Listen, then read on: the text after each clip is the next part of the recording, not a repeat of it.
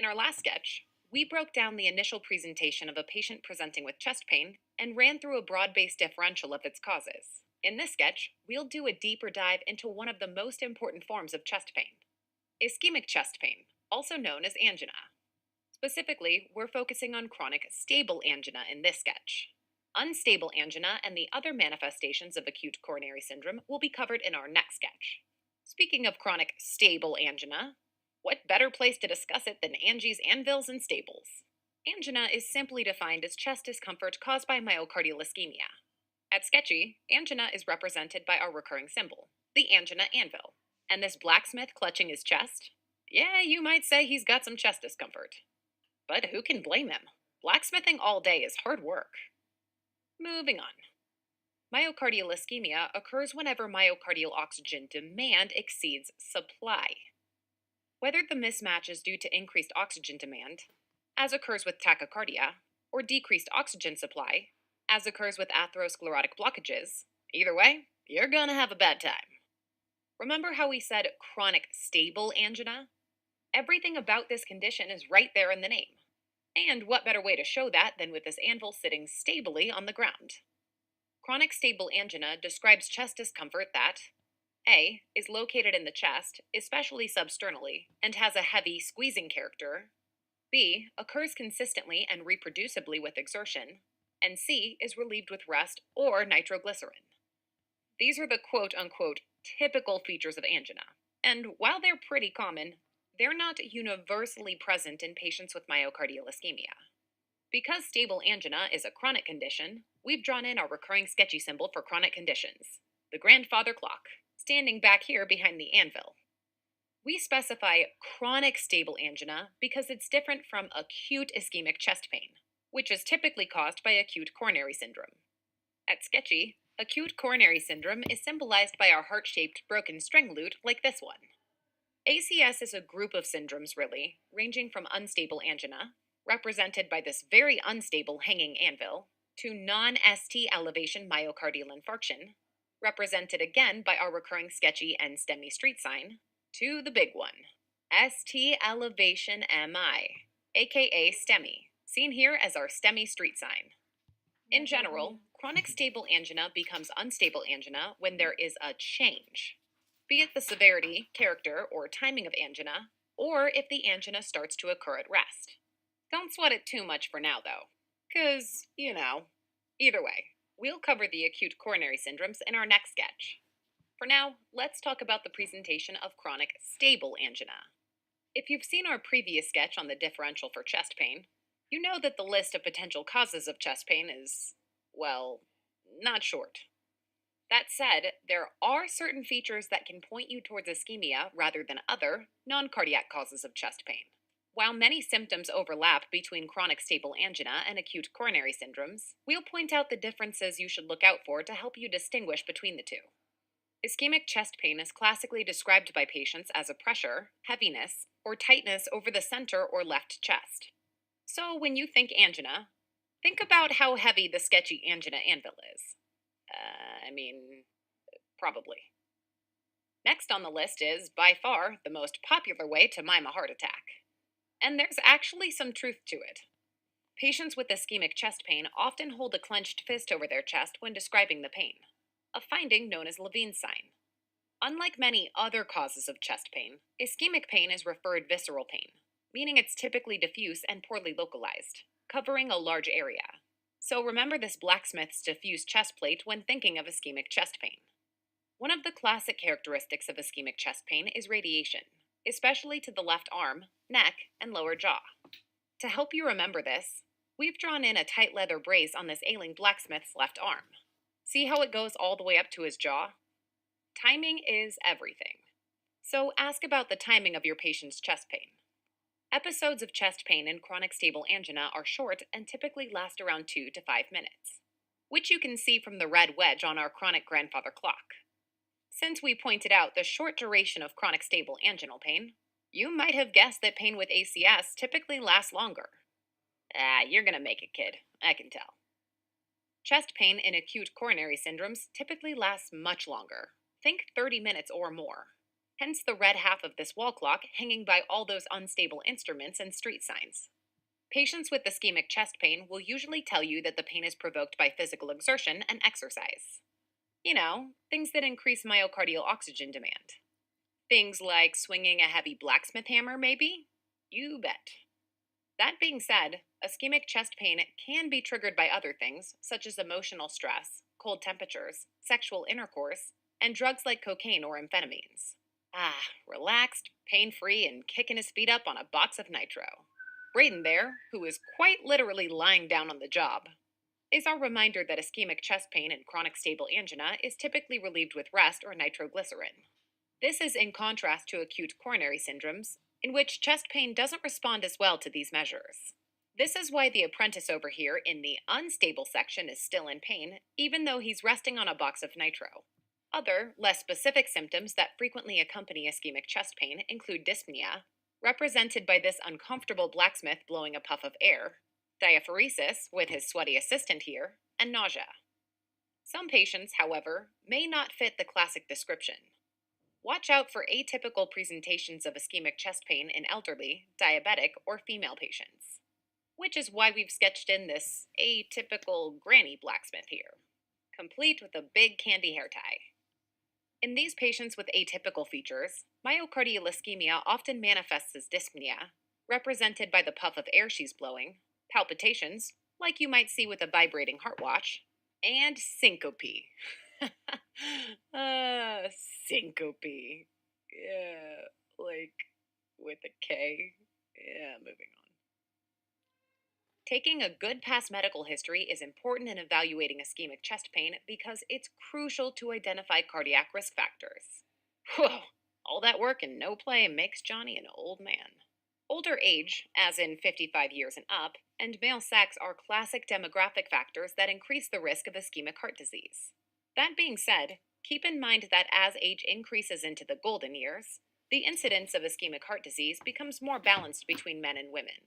Many other conditions increase the risk for ischemic heart disease, such as obesity, represented by this rotund stable hand, diabetes, represented by this jar of good old Diasweeties candy, and hyperlipidemia, portrayed at sketchy with our recurring stick of butter.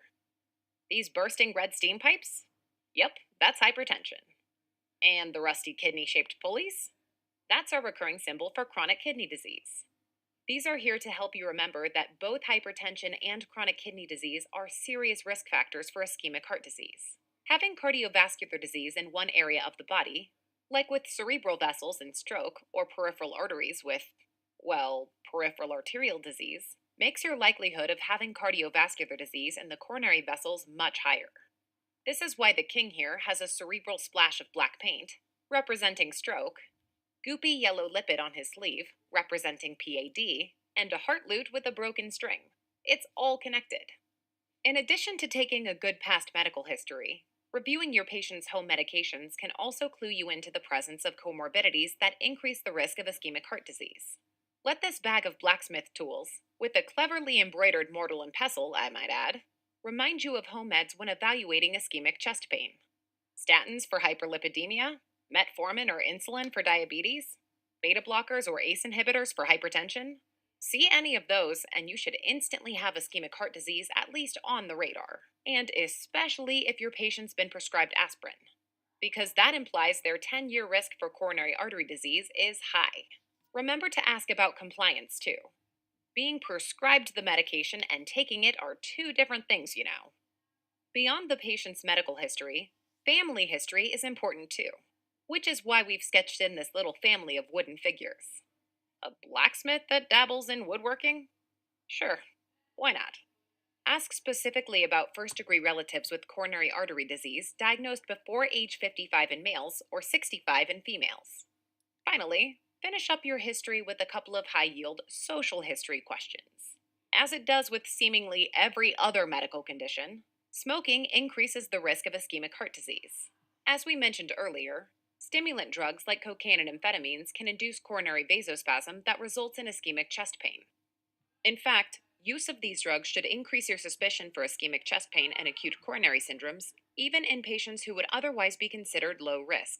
That's why we've added this mug of hot cocoa next to our ACS apprentice who is, well, having a bad time and possibly a heart attack. Next up, the objective findings that patients can't lie about. Oh no, I've never done coke before, ever. Whatever. For now, we'll focus our attention on chronic stable angina. But if your heart just can't bear to wait to hear about the acute coronary syndromes, head on over to our next sketch on ACS. Pre existing heart disease is a major risk factor for ischemic chest pain and stable angina. One thing, well, two things, to listen for on physical exam are extra heart tones, aka gallops. Early filling of a thin, dilated myocardium can lead to an audible S3, which occurs just after S2. To help you remember an S3 gallop, we've added this jumbo S3 slushy straight to the horse's mouth.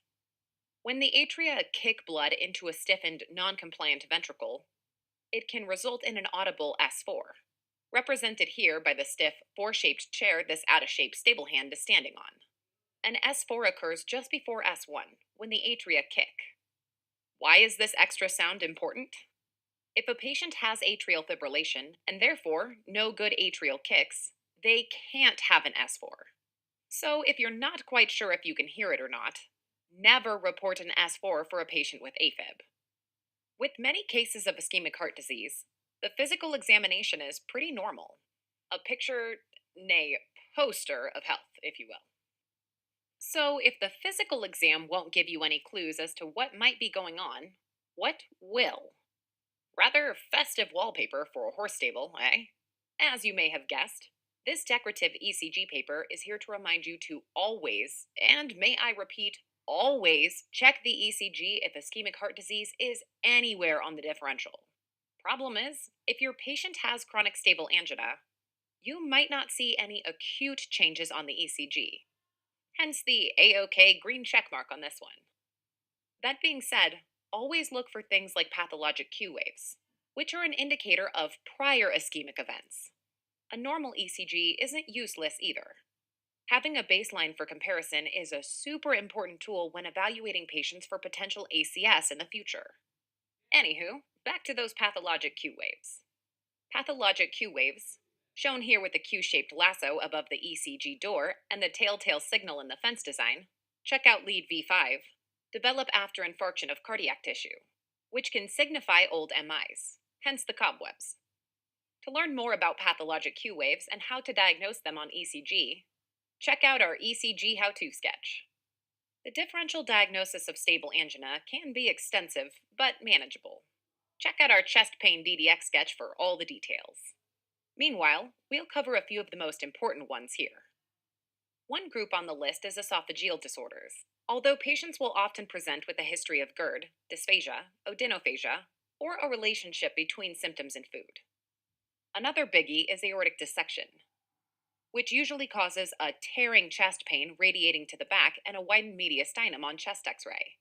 Costochondritis can also cause chest pain, but the pain is typically well localized and can be reproduced by palpation of the area, which is not the case with ischemic chest pain. For more on the discerning features of various conditions causing chest pain, check out the chest pain DDX sketch. Alright, let's summarize the typical presentation for a patient with chronic stable angina in a sample assessment statement. Mr. Reeves is a 54-year-old male with poorly controlled hypertension and insulin dependent diabetes who presents with intermittent chest pain over the past 2 months. He describes the pain as a heavy discomfort that radiates to his left arm and is always provoked by exercise. It lasts for around 5 minutes and is always relieved by rest. His mother has a history of MI at age 50. Of note, he's an active smoker with a 20-pack year history. Physical exam is significant only for a blood pressure of 150/94, with the remainder of the exam unremarkable. ECG is also unremarkable. Given the nature of Mr. Reeves's symptoms and his history, stable angina is highest on the differential diagnosis. So, you suspect angina, and therefore myocardial ischemia, as the cause of your patient's chest pain. What next? Invariably, the question always comes back to stress testing. When to do it, how to do it, and what to do with the results. But don't worry, after this, you'll be an expert. Kind of. Ischemia is stressful. And the point of a stress test is to identify areas of ischemia or areas of hibernating myocardium that may be amenable to treatment via bypass surgery or percutaneous coronary intervention. But before you get the treadmill warmed up, you should know whom to perform stress testing on, because it may be done for several reasons. The situation you'll probably encounter most is that of patients with intermediate risk of CAD, in whom the pretest probability is moderate to high. For example, a typical chest pain in a patient with several CAD risk factors, or super typical chest pain in a patient with no risk factors, could seemingly go either way. Therefore, a stress test would be helpful because your management will change depending on the results. Put simply, stress testing for the purpose of diagnosing coronary artery disease is best used as a tool to help decide if intermediate risk patients should undergo invasive diagnostic testing with coronary angiography, which, if positive, would lead to treatment. That said, stress testing can also be done in patients with previously diagnosed CAD for the purposes of risk assessment and prognosis. While there are several situations in which stress testing is helpful, there is one in which it isn't. Cardiac stress testing should never be used as a screening tool in asymptomatic patients with a low risk of CAD. Hence the sick horses only sign above this exercise wheel. Once you make the decision to put the stress on them, you then have to choose how. There are two broad categories of stress testing: exercise and pharmacologic.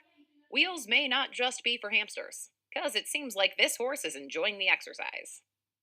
Exercise stress, which is the most physiologic and provides info about functional capacity, is typically provided via the use of a treadmill and a very specific protocol driven increase in exercise intensity.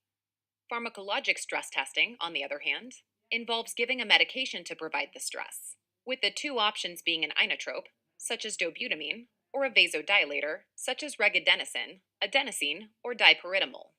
So, how do you decide which one to choose? In general, if the patient can exercise, go with exercise. This is because you can get all your cardiac test results, like ECG, echo, or perfusion scanning, in addition to functional capacity, meaning how much the patient was able to exercise. The functional capacity thing will be important again later, I promise. If exercise is used as the stressor, the goal is to get the patient's heart rate to 85% their maximum predicted heart rate. The maximum predicted heart rate is based on age alone and is calculated as 220 minus the patient's age. If the patient can't exercise, as in cases of amputees, bad arthritis, COPD, deconditioning, etc., you have to find some other way to put the squeeze on the heart. As before, pharmacologic testing involves giving either an inotrope or a vasodilator to provide the stress. Now, I'm assuming that, after hearing vasodilator, you're either trying to figure out how to get a refund, shouting at the screen, or have shut your computer entirely. For those of you still with me, let's continue. Vasodilators provide stress to areas of decreased myocardium by reducing their blood flow. Counterintuitive, I know, but hang on. If you have a significantly obstructed coronary artery, that thing is already maximally dilated in an attempt to keep blood flow to the area it supplies. When you give a vasodilator, the autoregulatory mechanisms of the coronaries get hijacked, leading to vasodilation of the normal arteries surrounding the diseased ones. This increases blood flow to the other arteries, but because the diseased segment was already maximally dilated, there is not only no increase in blood flow, but actually a decrease due to blood being pulled away from the surrounding normal arteries. This, my friends, is coronary steal, and it's the principle underlying vasodilator stress testing. As before, vasodilating agents include regadenoson, adenosine, and dipyridamole, which is why this syringe, intended for the delivery of pharmaceuticals, is labeled RAD. Remember that other thing adenosine can be used for? Yeah, slowing down the AV node with supraventricular tachycardia. It stands to reason, then, that you shouldn't use vasodilator testing in a patient with sick sinus syndrome or high grade AV block. Vasodilators, not surprisingly, can also cause systemic hypotension, which may not be tolerated by patients with pre existing hypotension, aka heart failure patients. To help you remember no vasodilators in patients with heart block or hypotension, this heart block shield wielding apprentice here is passing out at the mere sight of the vasodilator syringe.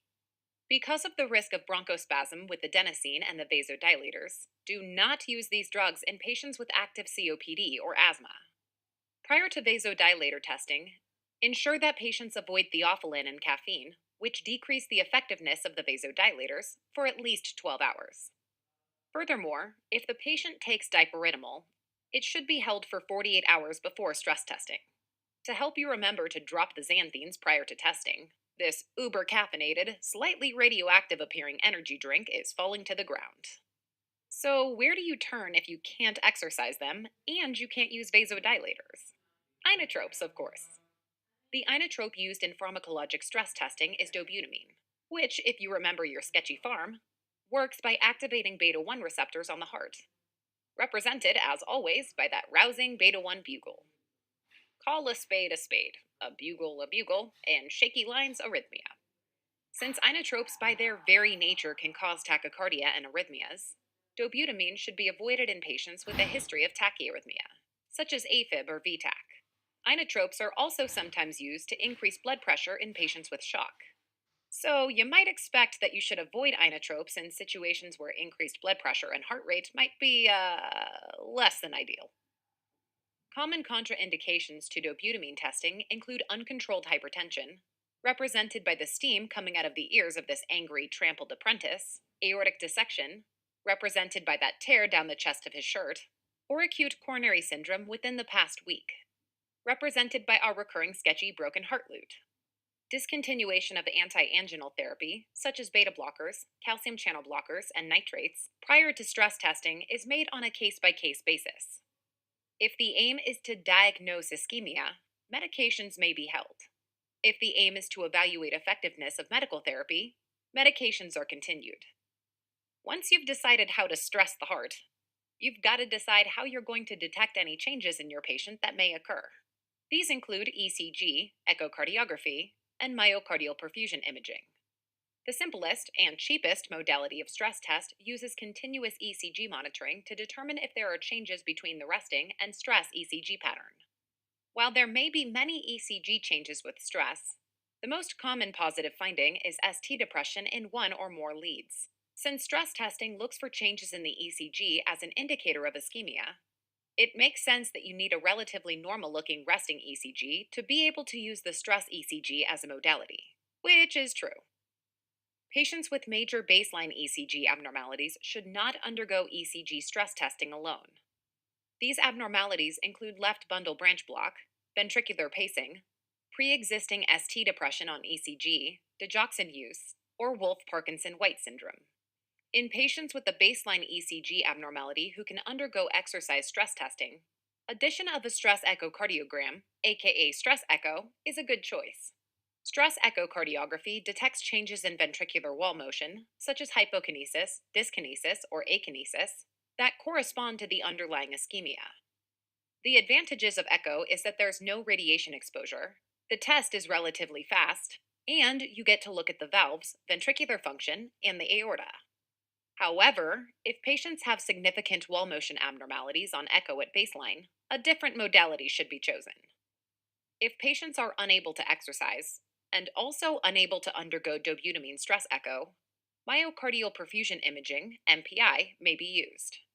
Myocardial perfusion imaging uses a radionuclide tracer which is injected intravenously and taken up by myocardiocytes.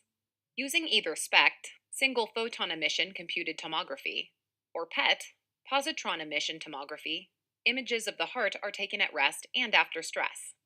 Areas that don't take up the radiotracer are either ischemic, hibernating, or infarcted and appear dark on imaging.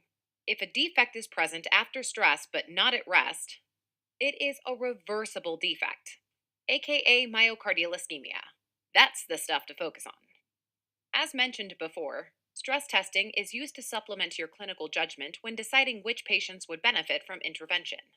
High risk features found on stress testing, like areas of myocardial ischemia, should prompt you to take the next step and perform coronary angiography.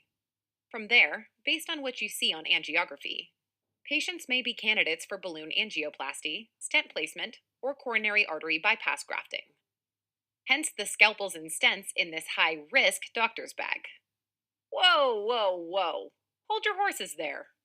Before you start thinking that every patient with angina needs surgery, let's talk about medical management of chronic stable angina. The medical management of angina revolves around two goals: treating angina symptoms and preventing worse things from happening. First up, anti anginal meds, which are all over here by our house or stable band, Adorable Angie and the Stable Boys. Beta blockers, shown here with this minstrel's muted bugle, are typically first line therapy for stable angina. They work by lowering the heart rate and contractility, thereby decreasing myocardial oxygen demand and, accordingly, episodes of angina.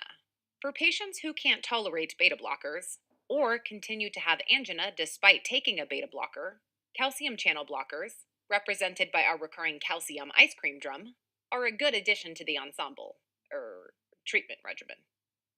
Calcium channel blockers fight angina in two ways: by causing vasodilation of the coronary arteries and decreasing myocardial contractility. As you might remember from Sketchy Farm, there are two types of calcium channel blockers: dihydropyridines, such as amlodipine, and non dihydropyridines, such as verapamil or diltiazem. Both types work well for the treatment of angina. Patients with stable angina are also typically prescribed nitrates, which come in both short acting and long acting forms. Nitrates cause arterial and venodilation, which is why this minstrel has groovy, dilated red sleeves and bell bottom blue pants. Vasodilation of the coronary arteries leads to increased oxygen supply to the myocardium, while dilation of the peripheral veins decreases preload, thereby reducing cardiac workload and myocardial oxygen demand. Increased oxygen supply and decreased oxygen demand? Please and thank you, my liege. The most commonly prescribed nitrate for angina is short-acting nitroglycerin, most commonly taken in sublingual form to avoid first-pass metabolism. Sublingual nitro has a fast onset, typically 3 to 5 minutes, but it's also short-acting, with effects lasting 15 to 30 minutes. To help you remember that short-acting nitrates are the star of the show for episodes of stable angina, just check out this minstrel sporting a short feather in his cap. What? Oh, yeah, he's also kind of short, too.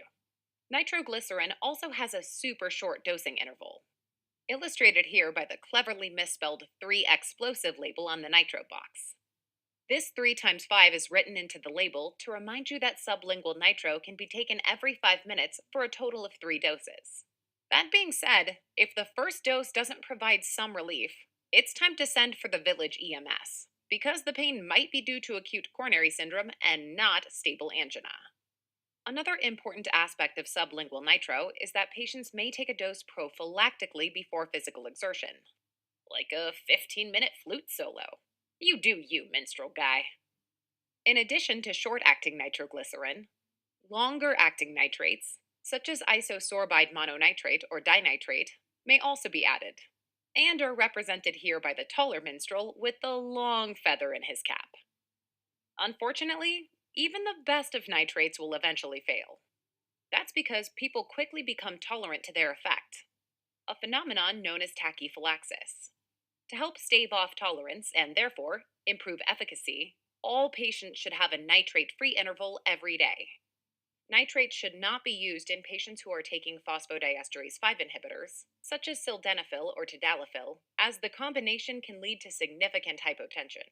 Just think back to all those commercials you've seen during football games. Some things you can't unsee. In patients who have refractory anginal symptoms despite the aforementioned medical therapies, ranolazine, a late sodium channel blocker, can be used. By the time you start reaching for ranolazine, though, it's time to start thinking about coronary angiography for definitive treatment. That's it for the medications we use for symptom management. Now let's turn our attention to preventative management of patients with stable angina. By the way, when we talk about preventative management, we're referring to secondary prevention of cardiovascular disease. Since patients with stable angina already have CAD, the goal is to prevent them from having worse cardiovascular events, such as MI or stroke. Aspirin, seen here as our recurring sketchy ASA umpire, can significantly reduce the risk of major cardiovascular events in patients with CAD and is a staple of preventative treatment. The most common dose we use for this purpose is the baby aspirin dose. 81 baby milligrams per day. If patients are allergic or unable to tolerate aspirin, a P2Y12 ADP receptor inhibitor, such as clopidogrel, should be used instead. Since stable angina is a form of atherosclerotic cardiovascular disease, all patients with stable angina should also be on a statin, represented by our recurring steampunk statin benefactor, for secondary prevention of cardiovascular events like myocardial infarction and ischemic stroke. Last but not least, patients with stable angina should definitely implement lifestyle modifications, such as a heart healthy diet, weight loss, increased exercise, smoking cessation, and moderation of alcohol, to name a few. These interventions are aimed at reducing the risk factors that can lead to adverse cardiovascular events. All right, let's wrap up this sketch with a brief review of what we've learned. Chronic stable angina is defined as chest pain that has a heavy, squeezing character, occurs consistently and reproducibly with exertion, and is relieved by rest or nitroglycerin. Other features of anginal or ischemic chest pain include radiation of pain to the left arm, neck, or jaw, dyspnea, nausea, vomiting, and diaphoresis. When you encounter these symptoms, ask about risk factors for ischemic heart disease, including hypertension, diabetes, chronic kidney disease, family history of CAD, and smoking. Definitely perform a thorough physical exam, but be aware that many patients with stable angina won't have any abnormal exam findings.